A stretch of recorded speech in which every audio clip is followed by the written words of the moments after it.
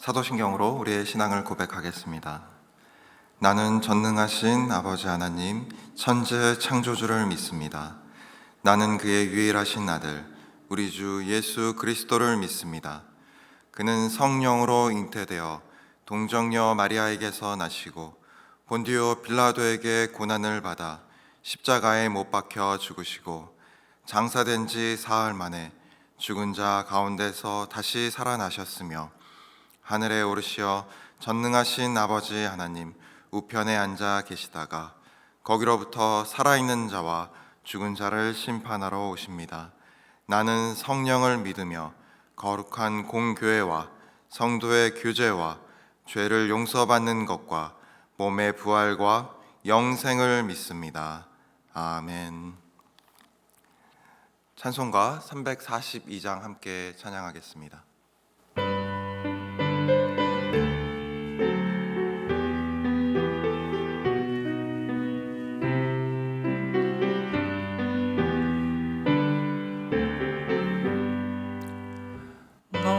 시험을 당해 죄 짓지 말고 너 용기를 다해 못 물리치라.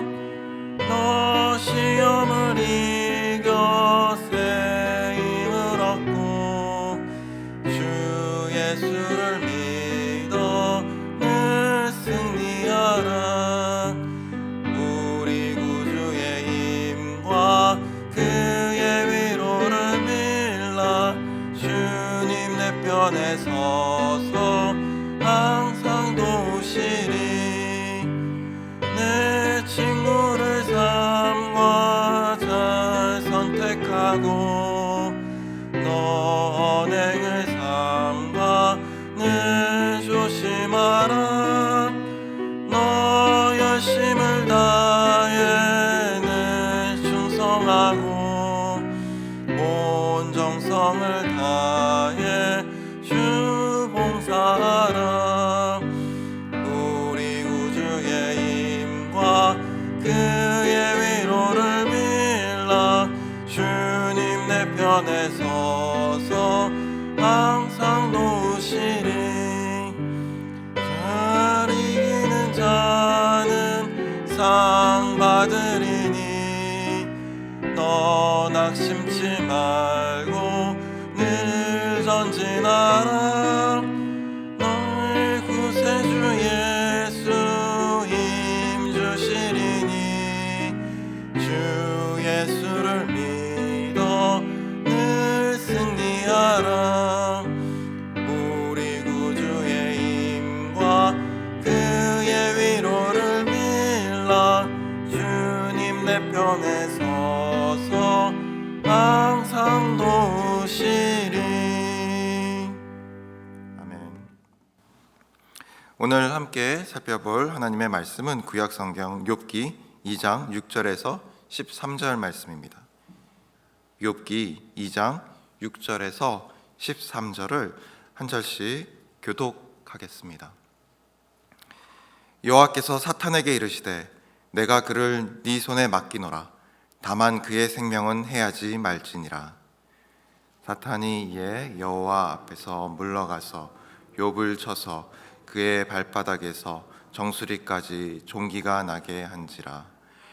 욥이 제 가운데 앉아서 질그릇 조각을 가져다가 몸을 긁고 있더니 그의 아내가 그에게 이르되 당신이 그래도 자기의 온전함을 굳게 지키느냐. 하나님을 욕하고 죽으라. 그가 이르되 그대의 말이 한 어리석은 여자의 말 같도다. 우리가 하나님께 복을 받았은즉 화도 받지 아니하겠느냐 하고 이 모든 일에 욥이 입술로 범죄하지 아니하니라. 그때 욥의 친구 세 사람이 이 모든 재앙이 그에게 내렸다 함을 듣고 각각 자기 지역에서부터 이르렀으니 곧 대만 사람 엘리바스와 수아 사람 빌닷과 나아마 사람 소발이라.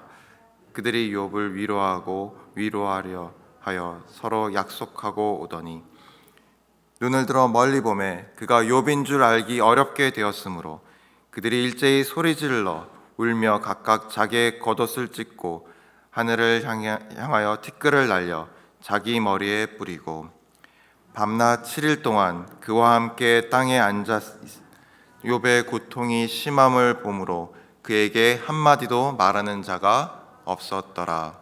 아멘. 우리는 쉽게 우리가 딛고 선 땅이 단단하다고 믿습니다. 그러나 단단하다고 여겼던 그 땅이 사실은 살 얼음판이었음을 깨닫는 경우가 있죠. 믿었던 친구의 배신이나 사랑하는 사람의 갑작스러운 죽음, 나와는 상관없다고 생각했던 병에 걸리는 일 등이 그런 경우입니다. 오늘 이런 일을 겪은 한 분을 소개하려고 합니다. 그분은 다드림교회 김병연 목사님입니다. 그분이 어떤 일을 겪었는지 김병연 목사님이 쓴 글을 읽어보겠습니다. 아내가 갑자기 뇌경색으로 쓰러졌다. 셋째를 출산하고 3일 뒤 교회를 개척하고 3개월 뒤에 일어난 일이었다. 그 고통과 혼란의 와중에 주변의 그리스도인들로부터 고난이 축복이다, 하나님의 뜻이니 감사하라라는 헛소리를 너무 많이 들었다. 누군가 고난은 교만한 인간을 깨우는 하나님의 확성기라고 말했는데, 내게 찾아온 고통은 오히려 내 속에 숨어있던 사람들에 대한 분노를 깨웠다. 다시 4년이 지났다. 뇌경색으로 여전히 깨어나지 못하고 있는 아내를 데리고 철야 기도를 하다가 이번에는 화상으로 아내가 다리를 잃었다. 이 사건으로 나는 고난에 대해 여유로운 성찰을 하며 분노를 절제하던 이전의 삶을 버리고 아내의 잃은 다리를 생각하며 성경책을 집어 던졌다. 물 가운데, 불 가운데 지날 때 나와 함께 하신다면서요? 라고 격분하며 하나님께 대들었다. 내 인생에 주어진 어수선한 삶이 불공평하다며 내 삶에 드러나는 하나님의 부재로 인해 꺼이꺼이 울었다. 오늘 우리가 함께 읽은 본문에는 김병연 목사님과 같은 고난을 겪은 한 사람이 나옵니다. 그 사람의 이름은 욥입니다. 성경은 그를 온전하고 정직하여 하나님을 경외하며 악에서 떠난 자라고 소개합니다. 그런 그가 어느 날 끔찍한 일을 겪습니다. 단 하루 만에 평생 땀 흘려 모은 모든 재산과 모든 자녀를 잃게 됩니다. 그런데 그것이 끝이 아닙니다. 모든 소유물과 자녀를 잃은 욥에게 이제는 육체의 질병이 찾아옵니다. 발바닥부터 정수리까지 종기가 그의 온몸을 뒤덮습니다. 출애굽기에서 종기는 바로의 완악함에 대한 징계로 사용되었으며, 레위기는 종기와 같은 피부병을 앓는 자를 부정한 자라고 말합니다. 그래서 전염성이 없다고 판명되기까지 공동체에서 분리했습니다. 모든 재산과 자녀를 잃은 욥은 부정한 질병까지 얻어 공동체로부터 격리됩니다. 2장 8절에 나오는 욥이 제 가운데 앉아서라는 표현은 욥이 사회로부터 격리되고 홀로 된 모습을 보여줍니다. 욥은 가족과 건강, 돈, 명예, 소속감 모두를 잃은 상태입니다. 세상은 이런 사람을 실패자라고 부르죠. 한때 동방에서 가장 훌륭한 자라고 불리던 욥은 이제 완전한 실패자가 되었습니다. 단단하다고 믿었던 땅이 살 얼음판이었음을 처절하게 깨닫는 순간입니다. 이런 비참한 깨달음 속에서 욥은 어떻게 반응했을까요?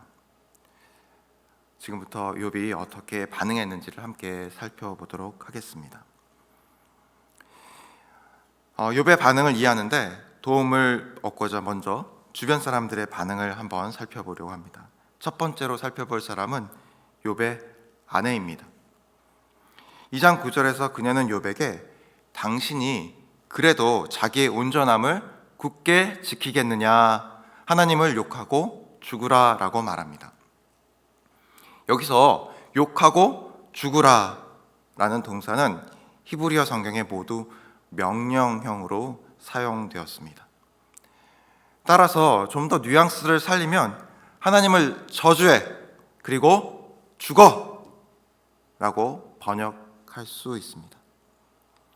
이렇게 번역하면 그녀가 몹시 괴롭고 분노한 상태라는 게 더 선명하게 드러나죠. 그렇다면 그녀는 왜 이렇게 분노했을까요? 그리고 왜 욥에게 하나님을 저주하고 죽으라고 이야기한 걸까요? 첫 번째 이유는 욥이 당한 고난이 욥만의 것이 아니기 때문입니다. 그녀 또한 사랑하는 자녀와 재산을 모두 잃고 남편까지 아픈 상태입니다. 두 번째 이유는 하나님을 세상을 다스리는 분으로 믿었기 때문입니다. 그녀는 욥에게 일어난 모든 일을 하나님이 하신 일이라고 생각했다는 말이죠. 만약 그렇게 생각하지 않았다면 하나님을 욕하라고 말할 이유가 없었을 것입니다. 세 번째 이유는 그녀가 욥을 온전한 사람이라고 생각했기 때문입니다. 다시 말해서 욥은 잘못한 게 없는데 하나님이 그에게 고난을 주셨다라고 생각했다는 말입니다. 그래서 그녀는 당신이 그래도 자기의 온전함을 굳게 지키느냐라고 욥에게 물은 것입니다. 이런 아내의 비난에 욥은 이렇게 답합니다. 2장 10절 말씀입니다. 그가 이르되 그대의 말이 한 어리석은 여자의 말 같도다. 우리가 하나님께 복을 받았은즉 화도 받지 아니하겠느냐 하고 이 모든 일에 욥이 입술로 범죄하지 아니하니라. 아멘. 복을 받았은즉 화도 받지 아니하겠느냐라는 말은 모든 것이 하나님의 뜻 안에 있다는 말입니다. 이는 하나님의 절대 주권에 대한 인정이며 비록 우리가 알 수 없어도 주님의 뜻을 따르겠다는 고백인 것이죠. 이것이 비참한 상황 속에서 욥의 반응이었습니다. 그렇다면 욥의 친구들은 그의 고난에 어떻게 반응했을까요? 2장 11절에서 12절에는 그들이 욥이 당한 일을 듣고 함께 그를 찾아왔다고 말합니다. 그리고 그가 받은 고통이 너무나 큰 것을 보고는 아무 말도 하지 않고 7일 동안 그와 함께 제 가운데 앉아 있었습니다. 그리고 그 후에 대만 사람 엘리바스가 이렇게 말합니다. 4장 7절 말씀입니다. 생각하여 보라. 죄 없이 망한 자가 누구인가? 정직한 자의 끊어짐이 어디 있는가? 이 말을 정리하면 욥이 겪고 있는 고통은 바로 욥의 잘못, 그의 죄 때문이라는 말입니다. 그러나 욥은 6장 24절에서 내게 가르쳐서 나의 허물된 것을 깨닫게 하라. 내가 잠잠하리라 라고 말하며 자신의 고통이 죄 때문이라는 엘리바스의 주장을 받아들이지 않습니다. 그러자 또 다른 친구 수아 사람 빌닷이 이렇게 말합니다. 8장 3절에서 4절입니다. 하나님이 어찌 정의를 굽게 하시겠으며 전능하신 이가 어찌 공의를 굽게 하시겠는가? 내 자녀들이 주께 죄를 지었으므로 주께서 그들을 그 죄에 벌어 두셨나니. 욥이 자신은 죄를 짓지 않았다라고 말하자 빌닷은 욥의 자녀들이 지은 죄로 인해 욥이 그러한 고난을 겪는다고 말합니다. 그러나 욥은 빌닷의 말도 받아들이지 않습니다. 세 번째로 나아맛 사람 소발은 11장 4절부터 6절에서 또 이렇게 말합니다. 내 말에 의하면 내 돈은 정결하고 나는 주께서 보시기에 깨끗하다 하는구나. 하나님을 말씀을 내시며 너를 향하여 입을 여시고 지혜의 오묘함으로 내게 보이시기를 원하노니 이는 그의 지식이 광대하심이라. 하나님께서 너로 하여금 너의 죄를 잊게 하여 주셨음을 알라. 아멘. 욥이 죄를 지었지만 하나님이 그의 죄를 잊게 하여 주셨기에 그가 자신은 죄가 없다고 주장한다는 말입니다. 소발 역시 욥을 죄인으로 보고 있습니다. 이렇게 지금까지 살펴본 욥의 아내와 친구들의 주장을 정리하면 이렇습니다. 욥의 아내는 욥이 선하다고 의롭다고 믿었습니다. 그래서 그 선한 삶에 합당한 결과가 있어야 하는데 그렇지 않다고 주장하는 것이죠. 반면에 욥의 친구들은 욥이 죄를 지었기에 벌을 받는 것이니 회개하라고 주장합니다. 이 두 주장이 서로 다른 것 같지만 두 주장은 하나의 원칙에 기초하고 있습니다. 그것은 권선징악입니다. 즉 선한 원인에 대한 결과는 선하고 악한 원인에 대한 결과는 악해야 한다는 말입니다. 그리고 권선징악은 어떤 결과가 있으면 그 결과를 초래한 원인이 있다는 생각에 기초합니다. 그리고 그런 생각을 우리는 인과론이라는 말로 부릅니다. 따라서 욥의 아내와 친구들의 주장은 인과론이라는 생각에 기초한다고 할 수 있습니다. 그런데 이 인과론을 주장하는 게 아내와 친구들만이 아닙니다. 사탄도 인과론을 주장합니다. 이 사실은 욥기 1장 9절에서 욥을 칭찬하는 하나님께 사탄이 한 말에서 확인할 수가 있습니다. 1장 9절을 읽겠습니다. 사탄이 여호와께 대답하여 이르되 욥이 어찌 까닭없이 하나님을 경외하리이까. 사탄은 욥이 축복을 받았기에 하나님을 경외한다고 말합니다. 축복이라는 원인에 대한 결과로 욥이 하나님을 경외한다는 말입니다. 이렇듯 욥을 둘러싼 모든 인물들은 모두 인과론이라는 틀로 욥을 바라봅니다. 특별히 욥의 친구들은 욥이 죄라는 원인을 제공했고 의로우신 하나님은 그에 합당한 결과를 그에게 주셨다라고 주장합니다. 사실 우리에게도 그 친구들의 말은 굉장히 논리적으로 들립니다.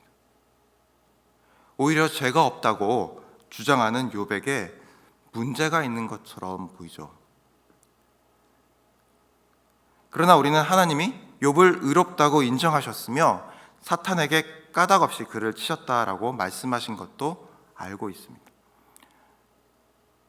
그렇다면 우리는 친구들의 주장을 어떻게 이해하고 받아들여야 하는 걸까요? 또한 의로운 욥이 고난받는 것을 어떻게 우리는 이해해야 할까요?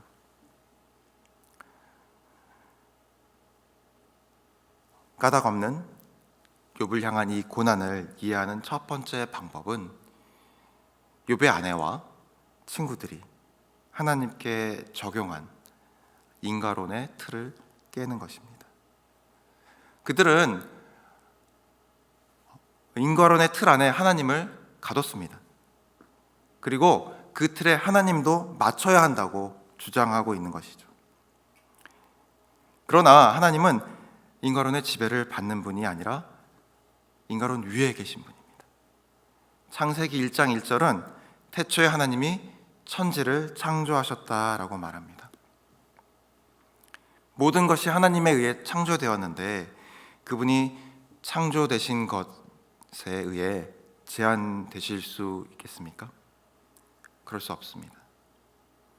만약 하나님이 무언가에 의해 지배를 받거나 제한되는 분이라면 우리가 그분을 섬겨야 할 이유도 사라질 것입니다.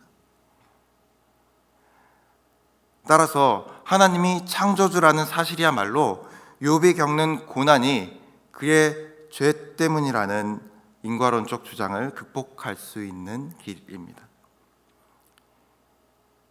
그래서 욥기 38장에서 폭풍우 가운데 등장하신 하나님이 자신이 창조주 하나님이라는 그 사실을 계속된 질문으로 욥과 그 친구들에게 깨닫게 하시는 이유가 바로 이것입니다.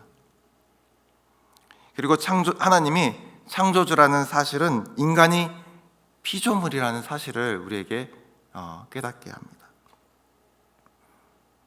하나님이 창조주시고 우리가 피조물이라는 이 사실, 그리고 이와 하나님과 우리의 관계가 어떠해야 되는지를 사도 바울은 로마서 9장 20절과 21절에서 이렇게 우리에게 말하고 있습니다.